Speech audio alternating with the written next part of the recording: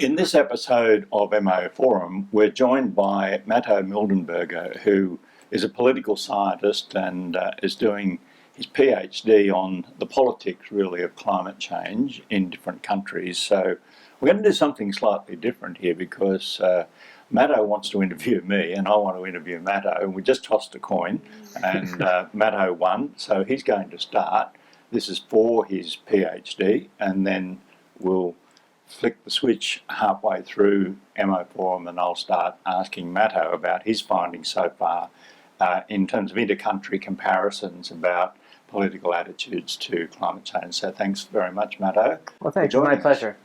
And I'm on the receiving end. Terrific. Well, so as I mentioned, my dissertation broadly looks at the comparative political economy of climate change and the politics of carbon pricing. But I'd love to know a little bit more about early efforts in the Labour Party to negotiate policies on climate change.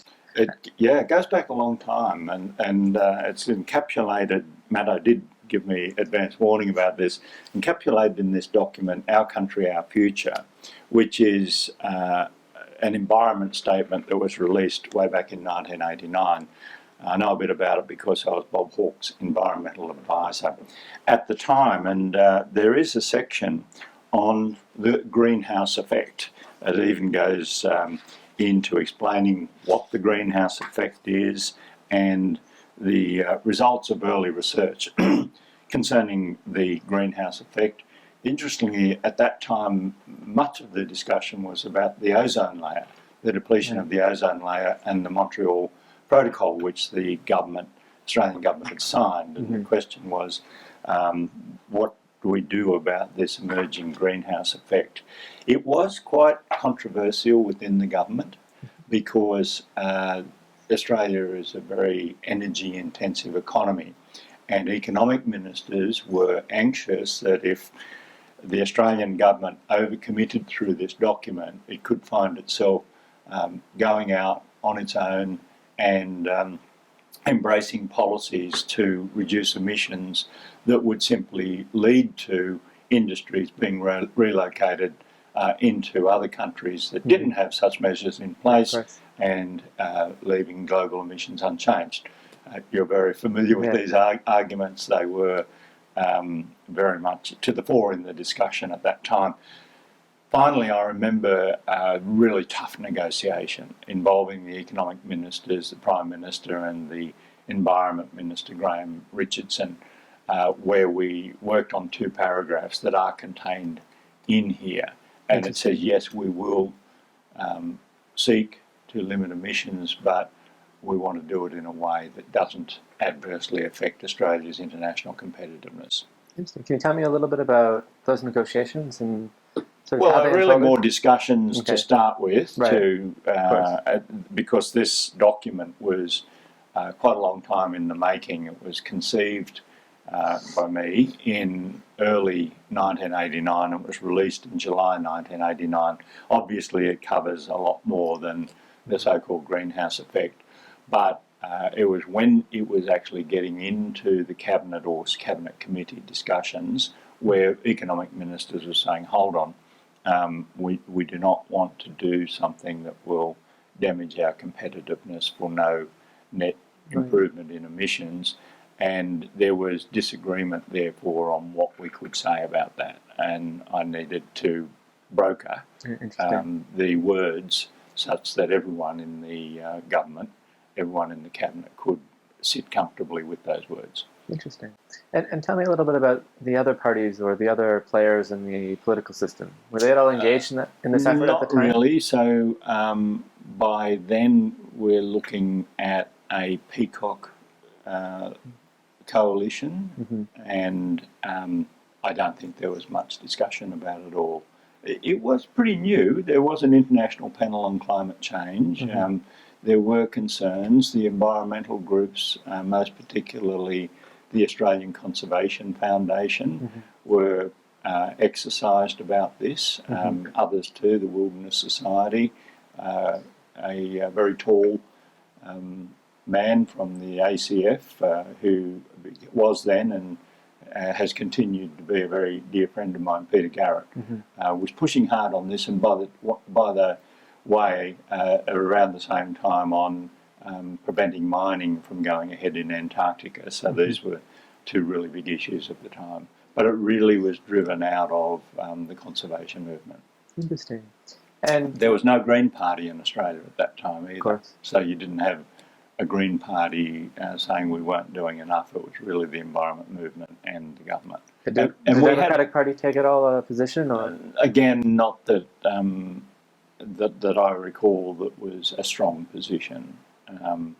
But interestingly too, in those days, I think it's fair to say that the conservation movement wanted Labor to win. So it wasn't so adversarial that it was a matter of just hammering the Labor government and declaring at the end of the process that it just hadn't done enough, and could see no difference between the two political parties. That sort of behaviour wasn't being exhibited by these environment groups at the time. Interesting. Can you tell me maybe a little bit about how what emerged from the document, how the document pushed forward policymaking? Well, in the Australian actually, government? one of the most tangible outcomes from the document was the establishment of a national greenhouse office, because there was still a lot of research to be done. It is contended by a majority of people these days that the science is pretty well settled.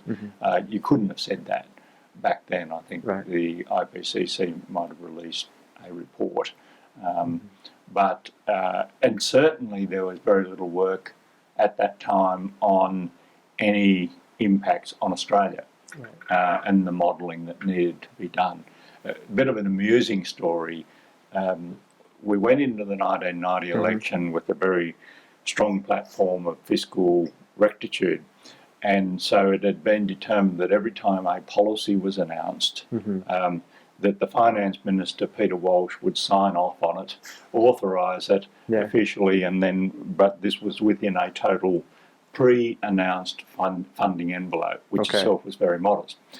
One policy that had nothing to do with the environment did not make it through in the end. That is, a policy that had been determined before the election campaign started was ditched during the campaign. You don't need to know the reasons why. But it meant that there was $20 million left over, and the government was so committed to getting to the exact bottom line that it had foreshadowed at the beginning of the campaign, that I was given the job to decide what to do with this spare $20 million. That's how the National Greenhouse Office was established. Interesting. So anyone working in the National Greenhouse Office or from the mid-1990s onwards, that's how it happened. That's how you got your $20 million. So tell me a little bit about the National Greenhouse Office then. What was its mandate and what vision do you have for it at the time? Well, to be perfectly candid, not a lot, because the reason is that this document covered, looking at it now, I'll just give you some examples: natural ecosystems, Antarctica, ozone, land, soils, water, trees, humans and the environment, and the greenhouse effect. So it wasn't the centrepiece of the document, but the document would have been incomplete if it hadn't addressed the greenhouse effect. Interesting. So the answer that I'm giving you is that we didn't put an enormous amount of thought into in this document as to what this greenhouse office might look like and what its mandate might be. Interesting. Well, look, around the same time, as you probably know, in the late 80s and early 90s, a number of countries around the world, Finland, Norway, Sweden, were introducing very modest carbon taxes or undertaking some type of tax reform, often with a decrease on taxes on labor and shifting that into taxes on emissions-intensive processes. And so was that type of policy ever considered in Australia, or was very much off the agenda? No, quite to the contrary. Because Australia was and still is an emissions-intensive economy, the concern wasn't to work out ways to get industry to reduce its emissions, as it was actually there's even discussion about attracting Right. some of Of these course. industries to Australia. Why? Because the argument is Australia had higher environmental standards, and therefore globally, Australia might actually be able to play a role in attracting some of the mineral processing and other emissions intensive activities to this country.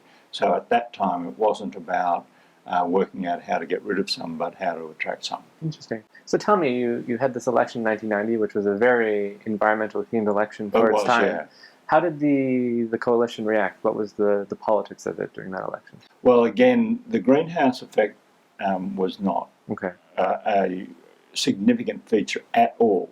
Okay. At all in that election. The environment definitely was. Okay. What had happened is that the Labor government had lost a lot of its sheen, and people were disinclined to vote Labor, but they hadn't moved over to the Liberal National Party paddock. Right. And so we described them as being in a holding paddock Okay. between the Liberals and Labor. And so the question initially was, how do we get them to come back into the Labor paddock? And the testing of internal polling suggested they simply weren't not going to do that. Okay. They were not going to come back and give their number one vote to Labor. However, what they could do is give their number one vote to another party, not the Liberal and National parties, and give their number two vote to Labor, their preference to Labor. And that strategy worked. So the Labor vote in the 1990 election dropped below 40% to 39%, but we won that election easily because people who went into the holding paddock voted overwhelmingly Democrat, Right. and then gave the second preference to Labor ahead of the coalition. Interesting.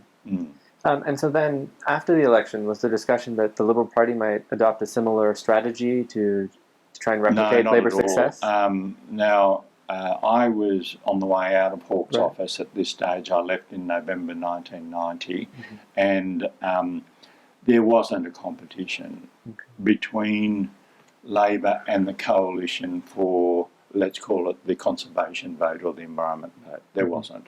In fact, I remember the coalition were more inclined to say that states should make environmental decisions and be responsible for the environment, which suited us quite well because we didn't have that view. We'd already been putting large areas of environmentally valuable land on the World Heritage List. Right. You don't do that if you give the states the job. You know, that's the role of a national government. And the Hawke government, again, I was heavily involved in doing this, intervened in Tasmanian forests and stopped logging in the Lemmantine forests in Tasmania that had begun on Boxing Day in way back in 1987. That's right. Yeah. And we actually introduced legislation to stop that. So there was quite a contrast between Labor, which said, well, on big issues such as the Gordon Below Franklin Dam, on Kakadu, Kakadu wasn't vexed, and wet tropics of North Queensland was a vexed issue, and so were the Tasmanian forests. We said, this is a role for the federal government, the Australian government, and the coalition's attitude was, no, it's got nothing more along the lines, it doesn't have anything to do with the Commonwealth government, it should be up to the Queensland government and the Tasmanian government to decide what happens to these forests. Interesting. Well, let me ask you, I know that you left the Hawke's government at that time in 1990, but what's your perspective on, I guess, how the issue was contested within the Labor Party over the next 5 or 6 years as the transition to the Keating government happened? There was discussion about the so-called greenhouse effect, but I think the much higher profile issue continued to be about forests. Right. And there were disputes within the Labor cabinet about the extent to which the Commonwealth should get involved in some other forestry decisions, including in southeast New South Wales. So that publicly that tended to dominate. What we did before I left Hawke's office was set up this process called ecologically sustainable development. And we identified various groups where we wanted to use the philosophy of the prices and incomes accord Right. of years earlier to bring the parties together, business, trade unions, environment movement, and see if we could work through some of these issues to avoid a conflict-ridden approach, which had defined the forests in particular. That was very process-driven because you're trying, but half of the exercise was actually getting people to sit across the table from each other. And that happened. When Paul became Prime Minister, he didn't like it. He just thought it was a talk fest. But it did get finished off.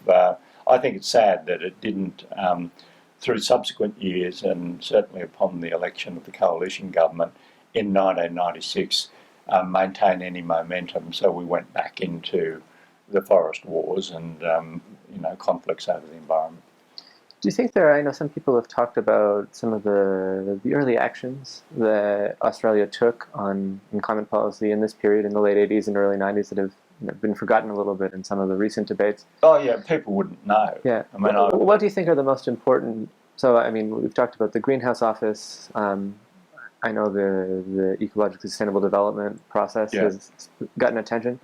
Do you think are there other policies or processes you'd point to as being important to keep in mind when thinking about this era? Well, I think the two principles that we pushed very hard as the basis of decision making were intergenerational equity. Right. We wanted this to pervade government policy making, and that is we shouldn't make decisions now to the benefit of this generation that create an environmental debt for future generations. And this shouldn't all be human-centric or anthropocentric either for the planet. We shouldn't be utilising the bounty of the planet in a way that badly depletes it for the future. We know that mining by nature does that. It is a non-renewable resource, but it's still nevertheless an important principle. The other one, which was even more directly relevant to this, is the precautionary principle. Because there was a lot of uncertainty about this science of climate change, a lot of it. And those on the progressive side of politics were saying, well, but we can't just wait until the day when the last scientist comes on board and says, yes, there's a problem here, before acting. And so under the precautionary principle, you give the earth the benefit of the doubt, something that Rupert Murdoch once said. But, for so many years after that, it just didn't happen.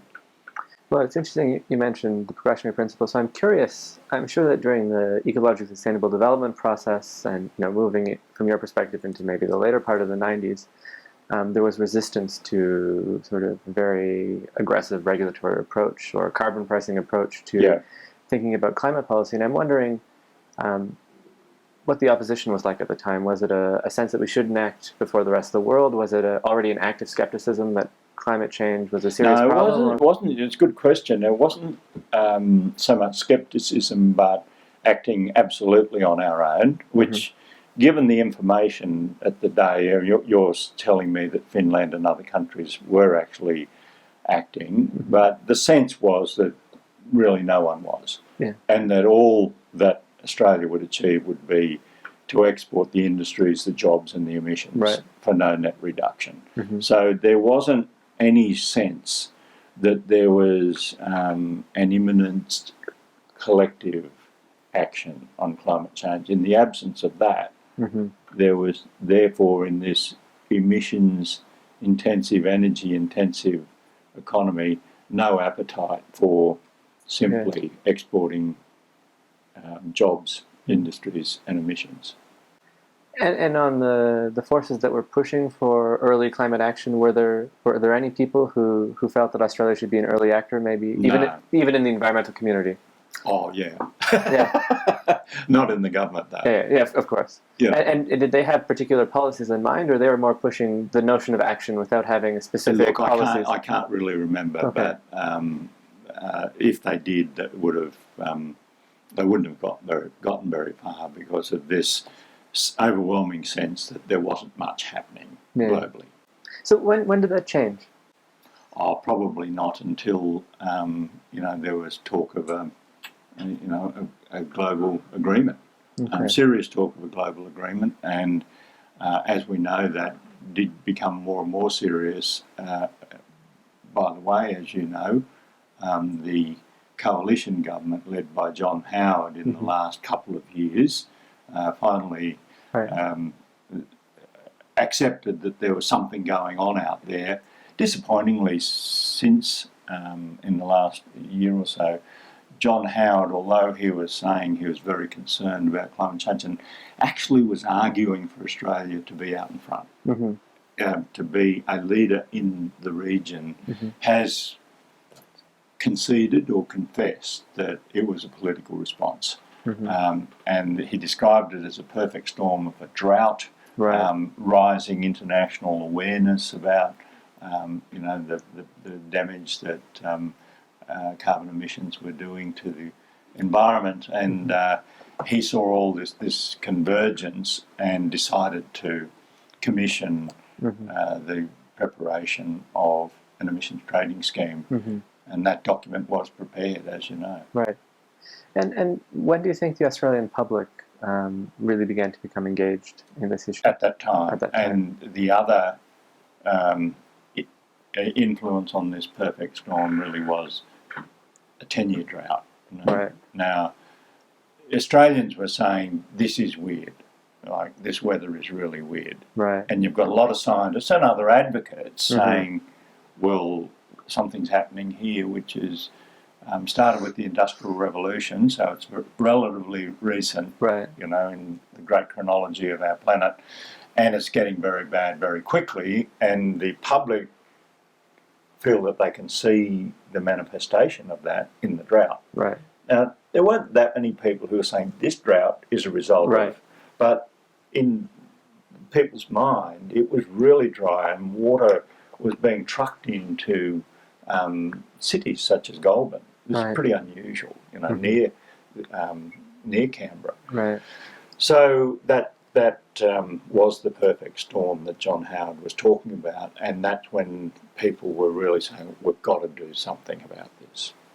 So in some ways, you'd say that it's fair to say that the government was following the public and advocate. Well, it's now clear that John Howard has conceded that, yeah. What was your sense of the discussions within the Labor Party about the issue around that time? Oh, well, the Labor went to the 2007 election with a very clear policy on climate change, and so Labor was well and truly into it and making clear that it would implement policies to reduce emissions in this country. So by that time, there was a very clear understanding that we would act. And do you think the motivation was differentiating the party politically, or was it a real sense that it was an issue to act on? You just got a lot of members of the Labor Party more broadly, and the Parliamentary Labor Party, who are genuinely concerned about this. Yes, if you want to add in public opinion polling, Labor would have seen, like any other political party, that the community was calling for action. Didn't know what, but we ought to do something. That was the community's attitude. And so how did that attitude, I guess, change over time as the next couple of years unfolded? Well, as you know, Kevin Rudd committed to implementing an emissions trading scheme. You could perhaps suggest that both Kevin Rudd and Malcolm Turnbull lost their leadership over this issue. That's a bit of an exaggeration, but they were both. It influenced both of their political fortunes, and Kevin had described climate change as the great moral issue of our time, but in the end blinked. Now, this blinking occurred after the Copenhagen conference, for which I think incorrectly high hopes were held, and it looked to me, this is just personal view, like a bit of a circus over there. There were all these fringe events and so on. In my mind, if you're negotiating an agreement, say, to reduce nuclear warheads, or a peace deal, or some other big United Nations agreement, in my mind, it's people sitting with name tags, Right. and it all looks very formal, and they're speaking in the microphone and on behalf of their countries. Well, the footage coming out of Copenhagen looked like more like a big carnival, Yeah. and I think that was really destructive. That's just a Yeah, personal interesting. opinion. It just didn't look like a serious negotiation. It was, in fact, a serious negotiation, and some countries said they weren't ready to sign up. And by the way, it started raining the next year. I think Copenhagen was late 2009, and by 2010, the drought was breaking in Australia. Okay. So the sorts of things that gone into the perfect storm were going backwards. And with that rain and with the breakdown in Copenhagen, community support for proceeding with an emissions trading scheme began to wane. Right. So was it widely supported among stakeholders and sort of politicians to sort of abandon the CPRS at the time, or? No, stakeholders, and most particularly the environment movement, were horrified at that prospect. I suspect business were starting to say, why are we doing this? The community still wanted action, by the way, Right. but they didn't want something that was going to increase their cost of living. And so the political momentum for it began to ebb away. And then Kevin made the decision not to proceed with it after that fatal decision of the Greens, not to back the emissions trading scheme. And we actually had to negotiate, or did negotiate, with the coalition on it. And that's where Malcolm Turnbull came unstuck and Tony Abbott became leader. But on the other hand, like Malcolm Turnbull, he lost his leadership before Copenhagen. The extent of the Copenhagen failure was clear, and I guess, as you're telling me right now, before the drought fully lifted. So why do you think that issue polarized the Liberal Party so much at this moment? Probably always did. It's just that Malcolm became leader during the course of that first Labor government, the Rudd Labor government, having defeated Brendan Nelson. And I don't know that there was another contender in the field at that stage. So it was Malcolm or Brendan. And Brendan's position was that we shouldn't act alone. And so he had catalysed the, let's call it the hard right, of the Liberal Party, but it wasn't enough. So the majority went with Malcolm. And so he was pushing the pace on this, and in fact, as you know, offering to negotiate the carbon pollution amendments to the carbon pollution reduction scheme and put it through the Senate at a time when the Greens said they wouldn't vote for anything. And why do you think the Greens didn't support this policy at that time? Well, it really genuinely is a question best asked of them. I hope they consider it a strategic mistake, because it was. It was a terrible mistake. And maybe, I don't know whether it's political, so they could say, well, yeah, we're always going to be greener than Labor on these issues, and so if you want purity, vote Green. Well, look, I know it's been a number of years of extremely contentious politics in Australia around carbon pricing since then. I'd value a perspective on any part of that you'd like to highlight or point to as really important in understanding the dynamics of the debate in Australia. Well, what then happened, of course, is there was this question with Kevin as to, well, what do you stand for if you're willing to ditch the great moral issue of our time? It was more the mining tax that precipitated pressure for, or impetus for, a change of leader. And then Julia was elected, and what she'd promised was no carbon tax. And then after the election, of course, neither major political party had sufficient numbers to govern, and so she went in negotiations with the Greens, and it turns out that, coming out of that was, well, it was actually an emissions trading scheme Right. with a fixed price for 3 years. You see, the carbon pollution reduction scheme was an emissions trading scheme with a fixed price for 1 year. Right. What Julia negotiated was an emissions trading scheme with a fixed price for 3 years. Right. The mistake that I think she now concedes she made was to agree that that was a carbon tax. It was no more or less a carbon tax than the carbon pollution reduction scheme with a fixed price for 1 year. The only difference was 2 more years of a fixed price. Right. But once Julia said, well, yeah, effectively it's a tax, then people said you've lied because you said there will be no carbon tax under a government I lead. But she added straight away as part of that sentence, but I don't rule out an emissions trading scheme. Right. Well, she actually introduced an emissions trading scheme and then made a concession that it was actually a tax. And was that just an error, or Well, do you think Julia's that... perspective was she didn't want to get bogged down in the semantics of it. Let's just get the policy implemented. But it turned out the semantics meant a lot because people were saying, well, you lied.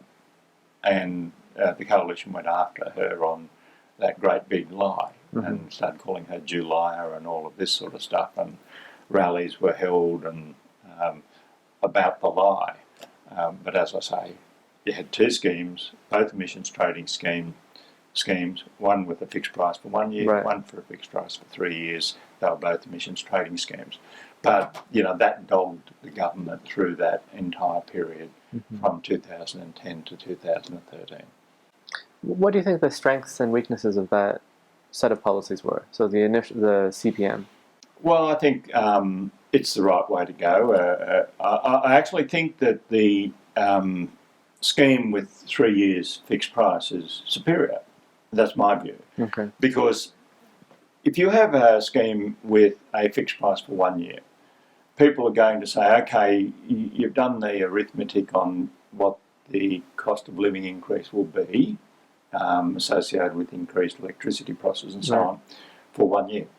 What's going to be next year when you go to the floating price? Right. Answer is, well, we don't know. And so that's very easy to oppose, as the coalition would say, well, it's going to go through the roof, it's going to keep going up and up and up. Right. At least if you've got it fixed for 3 years, then people become more familiar with it, and that becomes less of a point of anxiety and less vulnerable to a campaign. So I actually thought that fixing the price for 3 years and going to a flexible price thereafter was probably the best policy. Now, what happened to the part of the Liberal, or the coalition, who had previously supported an emissions trading scheme, under the Turnbull leadership? They got converted, it seems. Yeah. Yeah. Now is there any vocal minority even, or? No, they've all fallen into line, including the Environment Minister, whose thesis at university was on pollution taxes. And he used to, many of them, used to debate me on television about the merits of an emissions trading scheme, actually advocating an emissions trading scheme. But then when they saw the opportunity under new leader Tony Abbott, they completely repudiated it and said it was a disaster. And do you think that's political opportunism, or there's sincere conversion of beliefs? No. Yeah. Well, I suppose to try to explain it, an opposition has got a better chance of getting elected if it's united rather than divided. And if particularly frontbenchers were to break out on this, then it looks like a very divided opposition. So they didn't. And even Malcolm Turnbull, who I'm sure still believes in an emissions trading scheme, just kept his head down. So if he's going to keep his head down, and he's the leading advocate of it in the coalition, then no one else is going to stick their head up. But what I found, you wonder why people are so jaundiced about politics and politicians. The people who seemingly from the heart and the coalition were advocating and supporting an emissions trading scheme had this epiphany where they no longer believed in it. Well, come on. I mean, I don't mind if people say the party has made a collective decision, I'm bound by that and I'll support that position, which is really what Malcolm Turnbull said. But others who had been on our side suddenly were full of zeal about how disastrous this tax was going to be. And was that mirrored at all in the positions that some of the stakeholders were taking as No, well? it was just because the drought had broken and because there were other pressures contributing to a concern about cost of living. Right? So we said, and we were right, that electricity prices go up by 10%, not more, not less, and that's what happened. And the average household would receive compensation of $10.10 a week for a total cost of living impact of $9.90 per week, so just a little bit overcompensated, and people down the income scale more than fully compensated through a so-called battler's buffer. But the coalition just said, oh, that's just the beginning, it's going to go up and up and up, and it's going to kill the economy, and you're not going to be able to buy anything. And so they were just campaigning for a change of government, which is okay, but they were being very dishonest in doing. What do you think the status of carbon pricing is within the Labour Party right now? Again, a very good question. The majority view would be this is an article of faith, and I don't mean that as blind faith in, but the Labor Party believes in Medicare. The Labor Party believes in superannuation for all working people. These are articles of faith for the Labor Party. There would be a sense that, well, if you ditch the support for an emissions trading scheme, you're not really the Labor Party anymore. You're a pragmatic party, but you can't expect people to support you if you're going to keep abandoning, fundamentally important policies like that help define the Labor Party. I think that would be the stronger view. Others would say, well, here we go again. We got burnt by this before. Why should we get burnt by it again? The public has spoken. Let's move on to other issues. But I think the majority view is you just can't do this. You can't embrace policies that hammer the poor. You can't embrace policies that tear up Medicare. You can't embrace policies that withdraw superannuation from working people. And you can't embrace policies that now repudiate climate change. And can you think of a moment or a period in which you think this particular policy became that article of faith for the majority of Labour Party members? I think when Julia pressed ahead with it, when she got personally vilified over a very long period of time, people didn't like the treatment that was meted out to her, and it tended to galvanise support behind a policy that was not popular, but which the majority of the Labor Party believed was important and we should stick with it. I think that really was it, myself. And so do you think that even during the period in which the Prime Minister was being vilified and there was a lot of public skepticism and attack on this policy, that most Labour Party members or the party base stuck with the policy and continued to believe in it? Probably working people in the manufacturing sector would have been less committed to it, I suppose. But yeah, I mean, the overall so-called progressive part of the Labor Party would be horrified. Absolutely horrified. It would create a very big split in the Labor Party. I don't think there's ever been any serious discussion. You'd be aware of post the 2013 election, some people were saying, let's just leave it behind us. But not many. And even, as you know, there was a debate about whether the new leader, Bill Shorten, should let through the rescinding of the emissions trading scheme. And Bill got a very strong message that wouldn't be a good Labor thing to do. And so he's committed to block it, if possible. And do you see any pathway towards having a bipartisan consensus on carbon pricing policy in the next decade here in Australia? It's possible, but I'd put it at about 33-1. Okay. You'd need a new leader on the coalition side, for sure. You'd need a Malcolm Turnbull. You probably, would need a replication of the conditions that I mentioned earlier, which is a drought.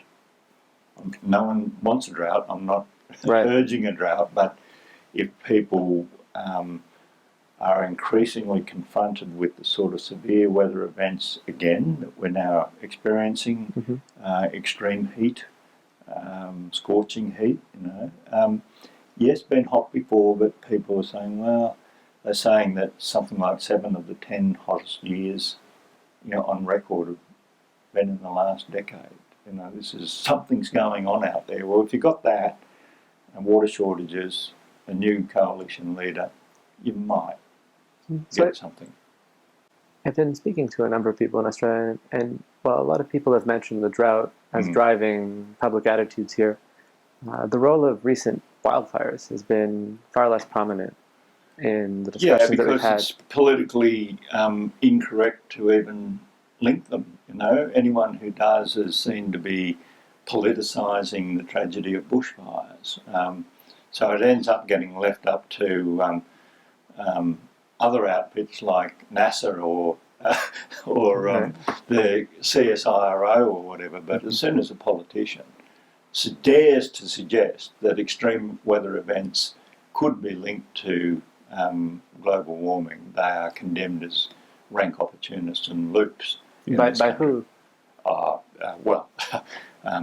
Pretty much anyone in News Limited, certainly by the government, by the so-called radio shock jocks. It's sort of an act of, can characterised as an act of complete political bastardry and insensitivity. And I think that's unfortunate. I think we should be able to discuss these things and have people say, here's the reason why we believe it's not. That's okay. Right. But you can't even talk about it. You're almost, being treasonous to suggest that these sorts of severe weather events could have anything to do with climate change. You saw people stuck in ice in Antarctica. Right. Now, apparently that's proof that there is no climate change because they've discovered that there's ice in Antarctica still. Right. But when people talk about the bushfires and the extreme heat, they go, well, we've always had extreme heat. So extreme heat is not evidence of climate change, but ice in Antarctica is proof that there isn't any. Now, there's no logic in that whatsoever, but that's the debate that occurred over the summer here. Well, this is fascinating for me. So is this what about privately? Do you think privately the political elite in Australia see a link between bushfires and climate change? No. No. No, and I think this is one of the most disturbing aspects of this whole debate.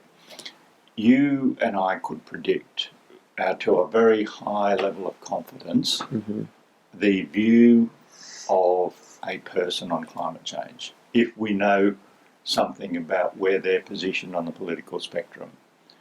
So I would assert that the overwhelming majority of people on, let's call it the hard right, do not believe in climate change and are absolutely convinced that it is not real and there is a global conspiracy, probably involving the International Monetary Fund, the OECD, the World Bank, NASA, the World Meteorological Organisation, and probably various other secret organisations that we're not to know about. So that's that side.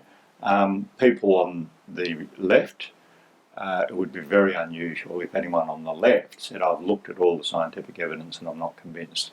Now, the point I'm making is that science and scientific evidence isn't playing a very big role, and it should. I've described it as the end of the age of reason.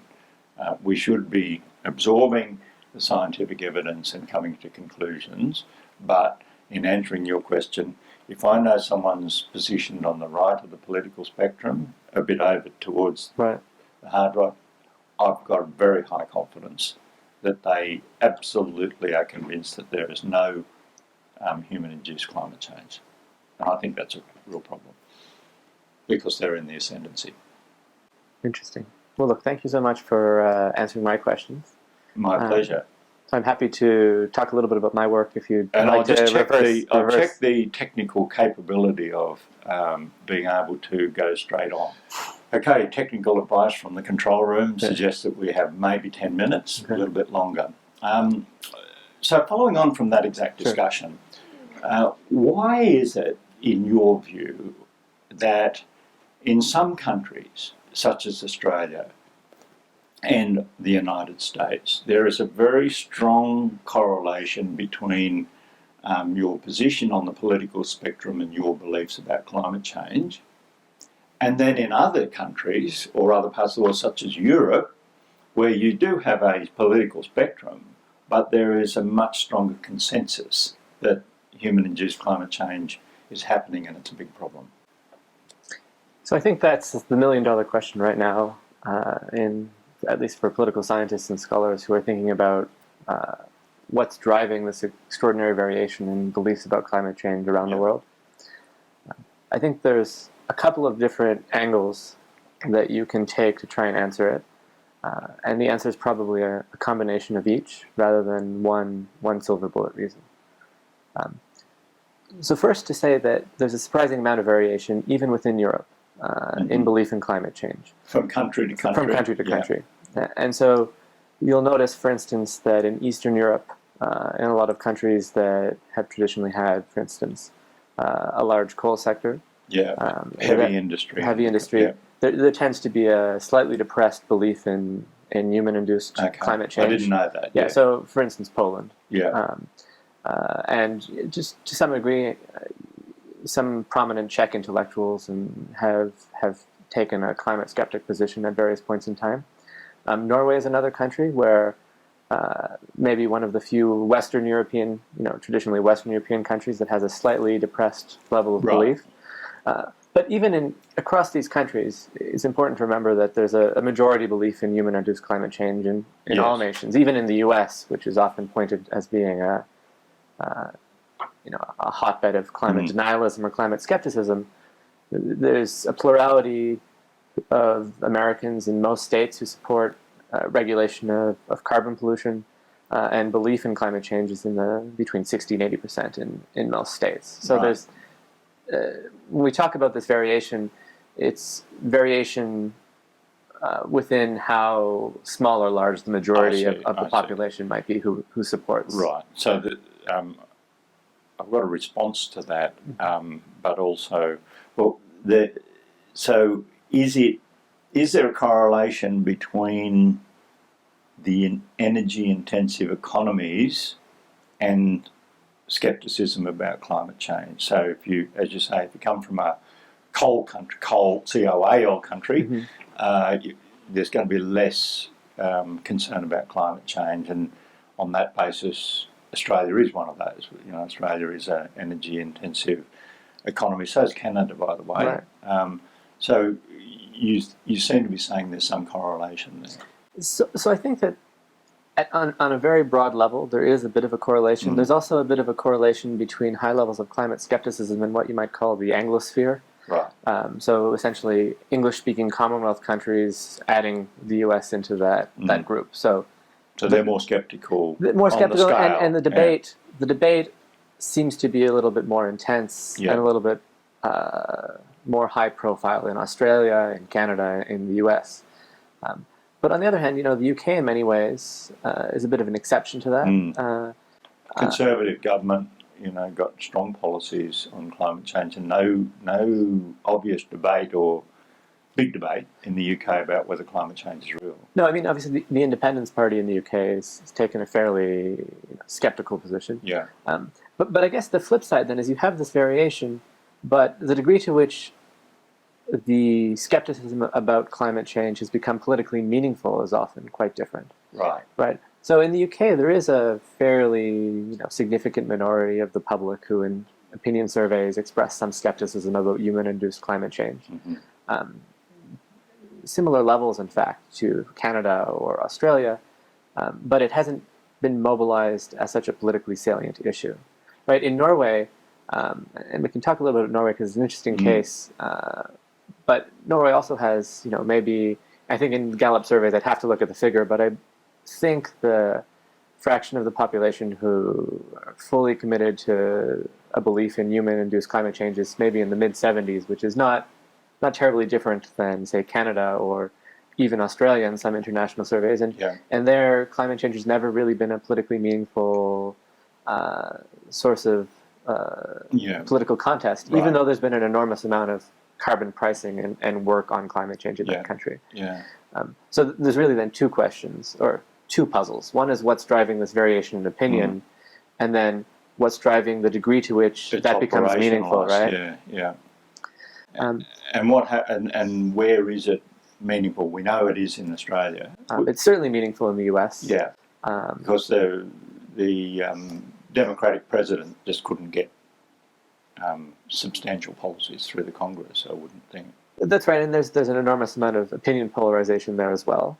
Though I would say, from my view, that in Australia, climate change has become a high-profile political issue in a way that it probably hasn't in any other country in the world. And while many of as I'm learning more about Australia, I think that there's lots of similarities between the experience here and in other countries, but the degree to which climate change has become the high-profile issue that governments and leaders have fallen on or stood on is quite unique. In that I don't think, even in the U.S. where we have, there's equivalent politicization of the issue. It's never become the issue of political contests and in terms of elections at different levels of government and so on. What about at the state level? Do you have some going on a platform of addressing climate change and others saying no, it's complete myth, or does everyone? Certainly. So there's been a progressive polarization of opinion in the U.S. on climate change over the last 10 years. There's a number of perspectives on what was driving that shift. Some people point to the period around the Kyoto process where the pro-Kyoto ratification position became very tightly identified with President Clinton. Other people actually point to, in this ironic twist, that the deep public connections that were made between Al Gore and the climate issue basically bundled the climate issue as a democratic issue, right? And so threw it in the and particularly because of this extraordinary election in 2000, where 537 votes in Florida, Republicans knew that they didn't agree with Gore and that they didn't support Gore. And then when Gore became the voice of climate science in the U.S., then they came to believe, and they couldn't believe in that science, right? So they polarized away, identify with him, with the Democrats, And there's a lot of opinion research in, say, American political science scholarship that points to this type of dynamic, not just in the climate space, but more broadly, where often there's a bipartisan consensus about an issue by chance, or perhaps for a totally unrelated strategic reason. One party comes to be viewed as being associated with a particular position in the public's mind, and it creates a sorting effect. Right, and it creates. That's happened in Australia. It creates two sorting effects. One, the public starts sorting, and many public opinions are determined by elite cues, right? So many people, in responding to opinion surveys about climate change, often are very influenced by what the politicians who they identify with have said recently.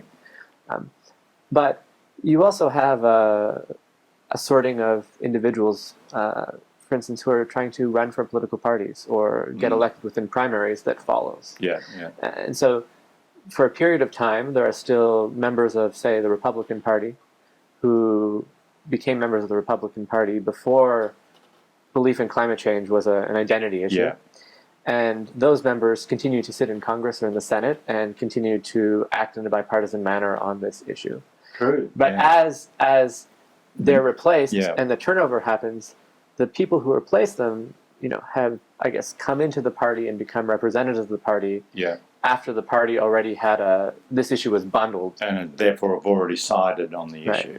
And so, there's a lot of discussion in a number of social domains about the fading away of a certain type of moderate in the Republican Party right now.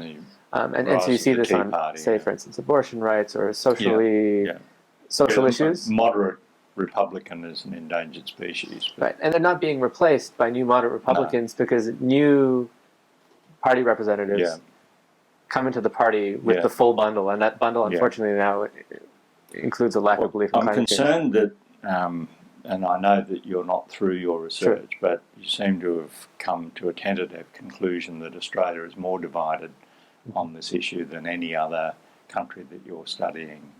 Any final observations on, or thoughts, preliminary thoughts on what might be driving that? Well, I think that Australia may be more divided on climate change in some ways, but it also had a more active politicized debate on climate change than many other countries. And so I think in some ways the two go together. And So that Australia had a full high-profile agenda-setting debate, and that meant that many people had the opportunity to decide what their position was in a political fashion. Or if you didn't have a strong view, you better get one, because because if you're coalition supporter, you're meant to be against climate change action. If you're a Labor or Green supporter, you're meant to be for it, and so in that sense sorts out or creates divisions, I suppose. Right. Though it's not clear that those divisions are as present in the Australian public. And here I'm not speaking of my own research, I'm just speaking of research that I've read by Australian academics. But I think that it's certainly true that the climate change has risen on the agenda in Australia and become a source of electoral contest. There's no in a way doubt that about it hasn't anywhere else. There's very recent research out, an opinion poll just last week, which actually says a very, very, very strong majority is very concerned about climate change, but they don't want the so-called carbon tax. So, you know, the sense seems to be the government ought to do something about it, but don't make it anything that affects our cost of living, which is pretty hard to do. Anyway, this has got a long way to go, Matto, and I want to thank you for joining us on Emmo Forum and giving us this broader perspective of where we sit in the world and how the Australian debate shares some similarities with those in other countries, but has some pretty unique features that have made it such a divisive issue in this country.